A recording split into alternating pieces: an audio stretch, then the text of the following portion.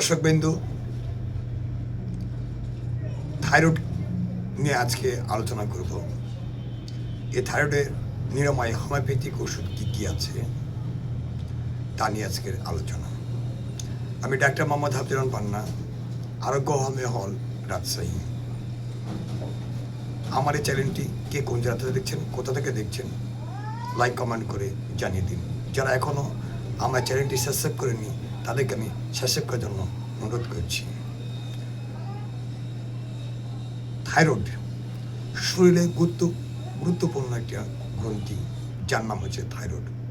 শরীরে হরমোন বেড়ে গেলে বিভিন্ন সমস্যা হয়। থাইরয়েডের অন্যতম অন্তঃস্রাবী গ্রন্থির মধ্যে একটি, যেটা হলো হরমোন নিঃসরণ করে, যার শরীরে বিভিন্ন কাজ করতে গুরুত্বপূর্ণ ভূমিকা রাখে। থাইরয়েড হরমোনের উচ্চতা পরিবর্তন এর ফলে আমাদের শরীরে মেটাবলিজম এর উপরও প্রভাব পড়ে এবং এর ফলে ওজন, উচ্চতা, তারতম্য ইত্যাদি সহ বিভিন্ন পরিবর্তন ঘটতে পারে। থাইরয়েড একটি অন্তঃস্রাবী গ্রন্থি, গলার নিচে দিকে এর অবস্থান। এই গ্রন্থি থেকে নিঃসৃত হরমোন থাইরক্সিন এবং ডাইআয়োডথাইরিন রক্তের মাধ্যমে সারা শরীরে ছড়িয়ে পড়ে। দেহে প্রায় প্রতিটি সিস্টেমকে স্বাভাবিক কার্যক্রমের জন্য এ হরমোনের প্রয়োজন। স্বাভাবিকভাবে এ হরমোনের মাত্রা হেরফের হলে প্রায় সব কয়টি সিস্টেমের উপরে শরীরে এর প্রভাব পড়ে। থাইরয়েড হরমোনের মূল উপাদান আয়োডিন। এর মূল উপাদান হচ্ছে আয়োডিন।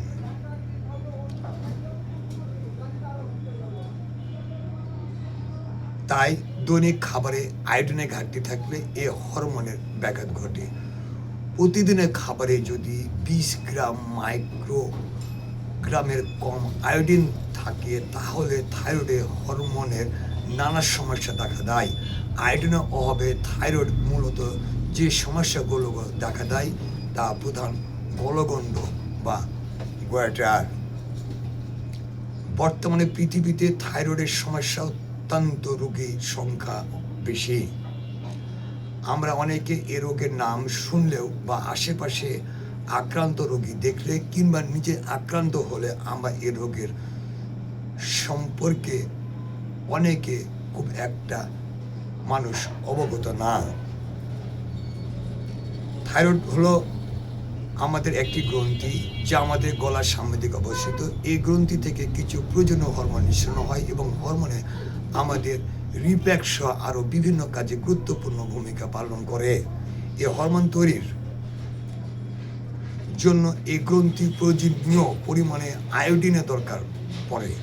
এই হরমোন আমাদের বিপাক ক্রিয়াসহ বিভিন্ন শারীরিক ও মানসিক বৃদ্ধিতে গুরুত্বপূর্ণ ভূমিকা পালন করে। থাইরয়েড গ্রন্থি সাধারণত 2 ধরনের হরমোন নিঃসরণ করে।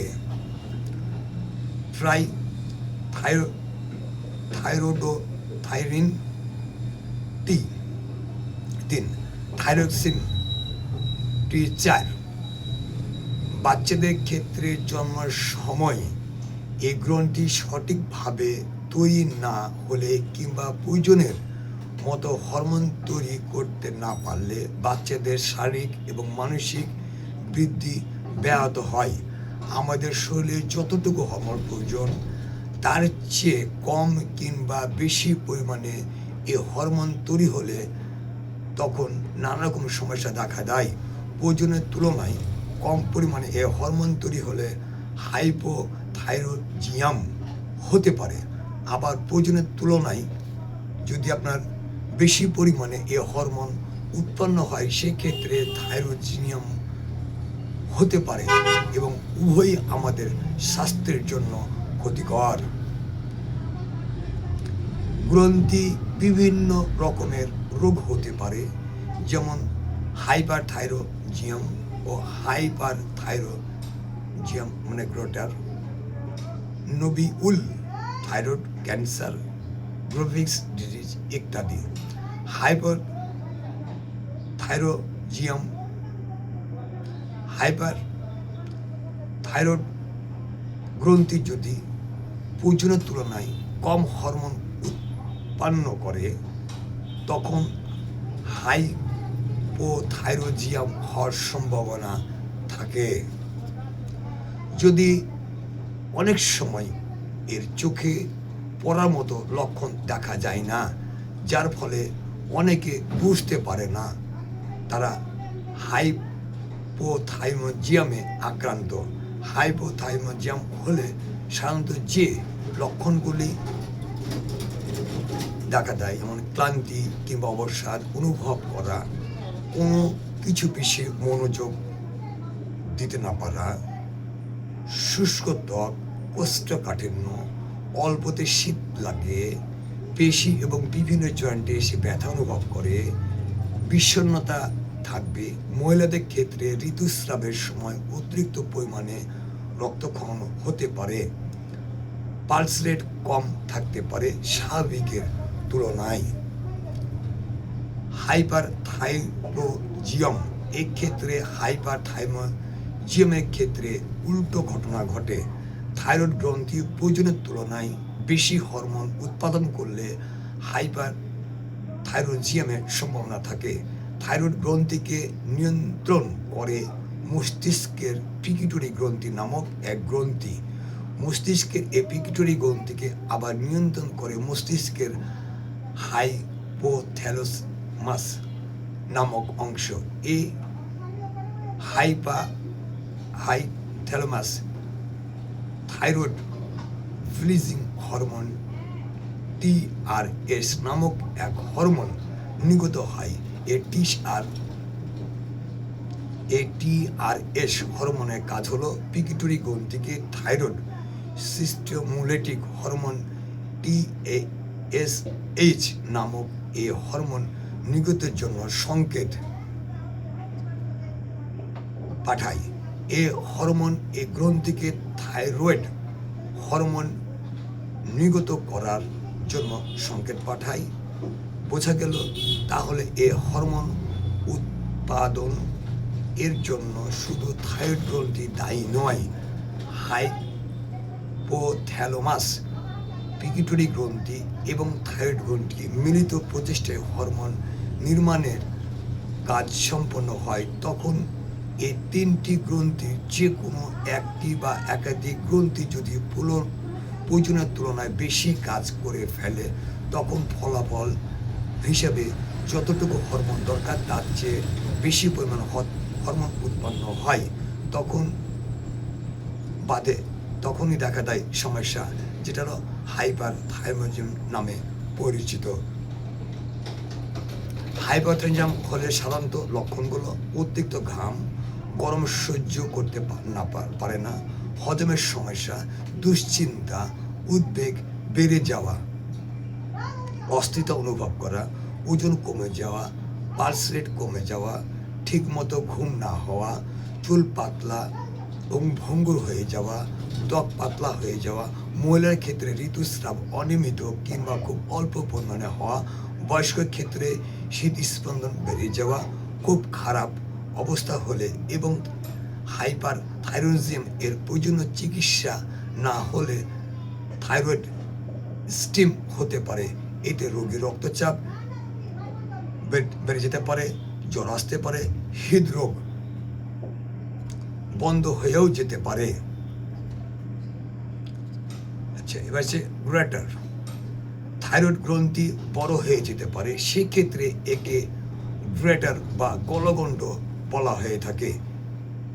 যেহেতু গ্রন্থি হরমোন তৈরির জন্য আয়োডিনের প্রয়োজন পড়ে, যেহেতু আয়োডিনের অভাব হলে গ্রন্থিটি হরমোন তৈরি করতে পারে না ঠিকভাবে, তবু এটি চেষ্টা করে শরীরের জন্য প্রয়োজনীয় হরমোন তৈরি করতে, ফলে এটি নিজে বড় হয়ে যায় শরীরে হরমোন মাত্রা স্বাভাবিক রাখতে এবং একটা সময় আর পারে না সে স্বাভাবিক মাত্রায় হরমোন তৈরি করতে, ফলে হরমোনের পরিমাণ কমে যাবে এবং প্রয়োজনের তুলনায়, এবং ফলাফল হিসাবে এই ব্যক্তি হাইপোথাইরয়েডিজমে আক্রান্ত হয়। এই জন্য যেসব শিশু বা মানুষ আয়োডিনের স্বল্পতায় ভোগে তাদের এই রোগ হওয়ার সম্ভাবনা খুব বেশি থাকে। তবে বর্তমানে লবণের সাথে আয়োডিন গ্রহণের ফলে এই রোগের প্রভাব অনেক অংশে কমে এসেছে। গলগণ্ড বা গ্রেটার নোডিউল এছাড়া এই গ্রন্থির টিউমার হতে পারে, যাকে নোডিনুল বলে। এক্ষেত্রে এর টিউমারের সংখ্যায় এক বা একাধিক হতে পারে এবং বিভিন্ন আকারে হতে পারে। তবে টিউমার হলে সব ক্ষেত্রে ক্যান্সার হয় না। অবস্থা বেশি খারাপ হলে এবং কোনো চিকিৎসা না হলে এটি ক্যান্সার পর্যন্ত হতে পারে, যাকে বলা হয় থাইরয়েড ক্যান্সার।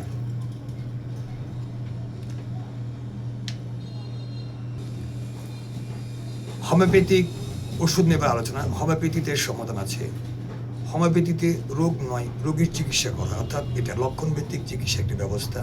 এই জন্য চিকিৎসকের সঠিক সময় রোগ নির্ণয় এবং রোগের উপযুক্ত চিকিৎসা দিতে পারলে থাইরয়েডের সমস্যা নির্মূল হওয়া সম্ভব। হোমিওপ্যাথিতে এর ভালো চিকিৎসা রয়েছে।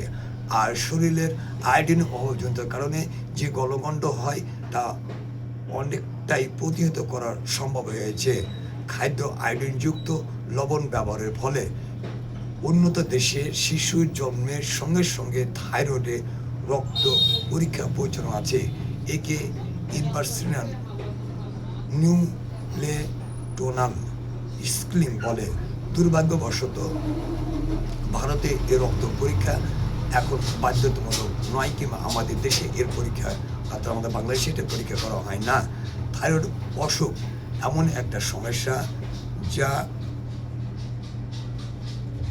রোগ নির্ণয় অত্যন্ত সহজ এবং চিকিৎসা অত্যন্ত সুলভ, সহজ ও ফলপ্রসূ। থাইরয়েড ক্যান্সার এমন ধরনের ক্যান্সার যা সঠিক সময়ে ধরা পড়লে এবং সঠিক চিকিৎসা হলে এটা সম্পূর্ণ নিরাময় সম্ভব। থাইরয়েডের হোমিওপ্যাথি কতগুলো ওষুধ আছে সেটা নিয়ে আমি আজ কিছুবার আলোচনা করছি। হোমিওপ্যাথি থাইরয়েড চিকিৎসায় থাইরোডিন ছাড়াও iodine, nat mur, lycopodium, silicea, thuja, medium সহ আরও অনেক মেডিসিন লক্ষণের উপর আসতে পারে। তবে কখনো চিকিৎসকের পরামর্শ ছাড়া ওষুধ সেবন করবেন না, কারণ চিকিৎসকের অভিজ্ঞতার আলোকে ওষুধ নির্বাচন করে থাকেন, যা চিকিৎসকের বিশেষ গুরুত্বপূর্ণ এবং কারণ এবং অসুখের বিরূপ প্রতিক্রিয়া ক্ষতির সম্ভাবনা প্রবল থাকে। এই যে আপনাদের সঙ্গে এটা নিয়ে একটা আলোচনা করলো, এর মধ্যে আমি একটা কথা বলতে চাচ্ছি আবারও, যে বিশেষ করে হোমিওপ্যাথিতে থাইরয়েডের ভালো ওষুধ আছে, এটা নিরাময় সম্ভব। সেক্ষেত্রে ওষুধ সেবনের পূর্বে অবশ্যই আপনি একজন রেজিস্টার্ড হোমিওপ্যাথি চিকিৎসকের পরামর্শে ওষুধ সেবন করবেন। কোনো মহিলা আমরা দেখেছি যে একমাত্র এই থাইরয়েডের কারণে তার যত মাসিক অনিয়ম, মাসিক হয় না, মাসিকের সমস্যা, আবার বন্ধাত্ব পর্যন্ত হচ্ছে, বাচ্চা হচ্ছে না, একমাত্র এর মূল কারণ হচ্ছে হরমোনের সমস্যা, অর্থাৎ তাদের থাইরয়েডের সমস্যা। আচ্ছা, ইদানিং আমরা এটা আমাদের চোখে খুব বেশি দৃষ্টিগত হচ্ছে যে মহিলারা বন্ধা।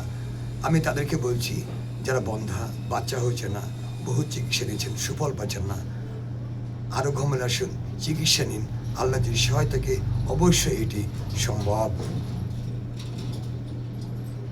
আজকে আলোচনা শেষ করছি, আগামীতে অন্য কোনো ওষুধ নিয়ে আবার আলোচনা হবে।